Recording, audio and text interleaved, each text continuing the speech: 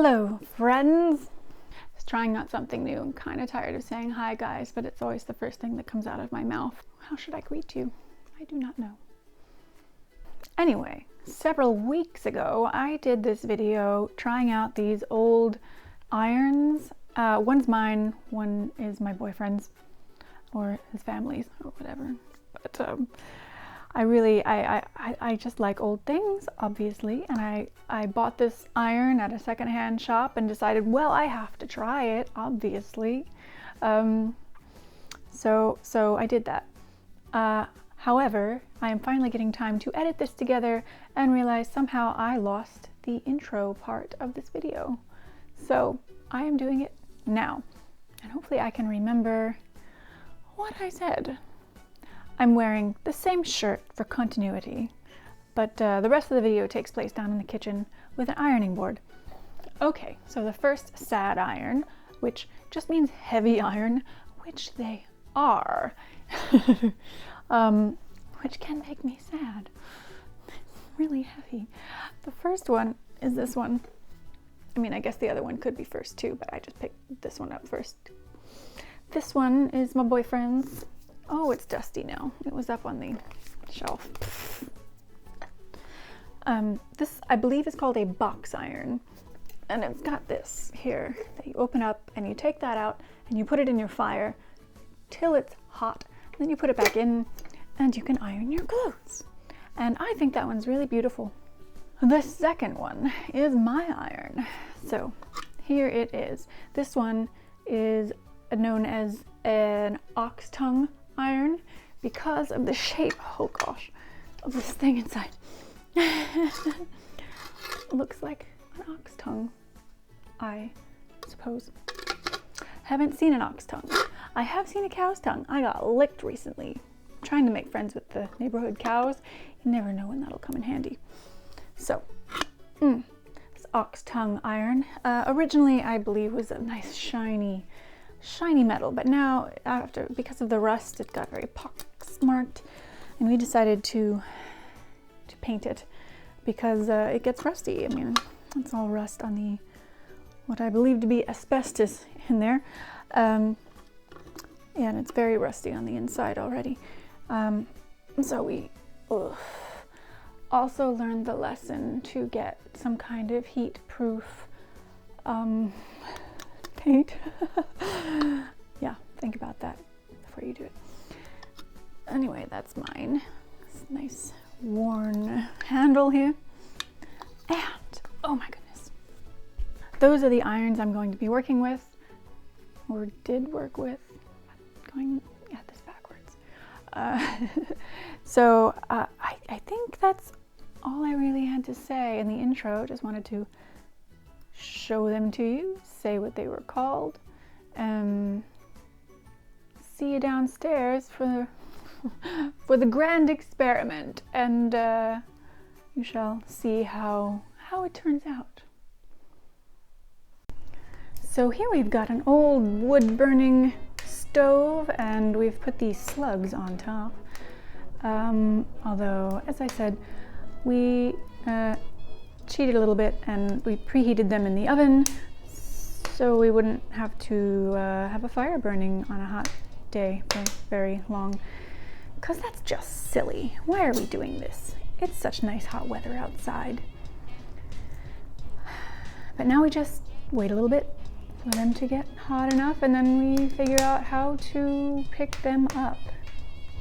Okay, we're going with a glove, and we're gonna put in there. Okay, don't hurt me.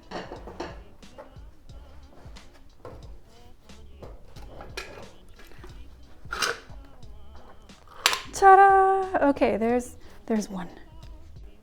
Just to speed things up a little bit more, we put this oven on top of the stove on its cute little stand. Actually, I've seen some really pretty iron stands, and I need one or two, because if you iron with these irons, you need to have more than one. You need 2 or 3. Apparently they used to be sold in sets of 3 in the late 1800s. I'll get more information on that. I forget what I read. But the idea was that you would heat one up and use that, and while that was being used and obviously cooling down, you would have another one ready to go, you know, heating up on the fire. And 3, well, that just, you know, assured that you would have enough irons. So we've got 2. Let's see how it goes. All right, putting the other slug in the other iron now. It's pretty shiny iron. It's not in all the way. There, it's trapped. So since this one is heating up a little quicker, I'm gonna start with that. From what I've read online, you want to spray your fabric with water and then iron. Actually, one of the guides I read said, like the amateur irons like this. But oh, well, that works though. But I guess the pro just moves it, I don't know. Couldn't quite understand these old guides. So many things to learn. One of them mentioned how, as you learn how your iron works, you'll know when the peak of the heat is, you know, because it gets hot and then it cools down. And at the peak, that's when you want to do your cottons. So maybe I'll become a pro someday. And I'll get really strong. I'll work out this arm now too. Oh, I hate that. And I make new creases. I make new creases. But it's working. Let's get out these big ones. Oh, I did it again. Okay. Let me show you. Okay, now. I mean, that's progress. It works. Ta-da!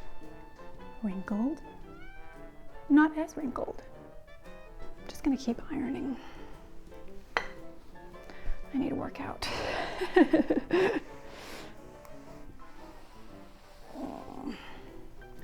Yep. It's heavy. Oh, I'm so weak. Okay, we're gonna just go that way. All right, call it a day for that one. Huh?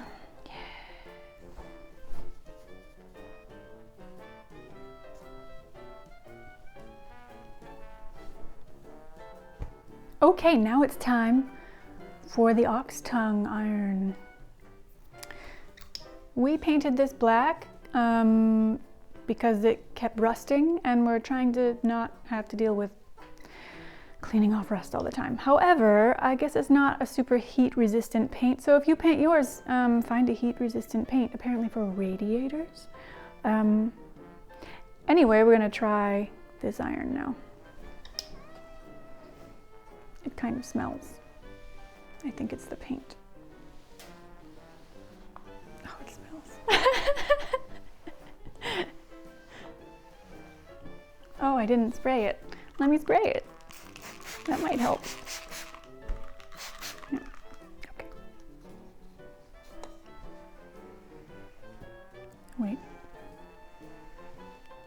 This cloth was already dirty, and I can't tell if this is spreading rust on it or if that one's already there. But that's why we're using a cloth that no one cares about.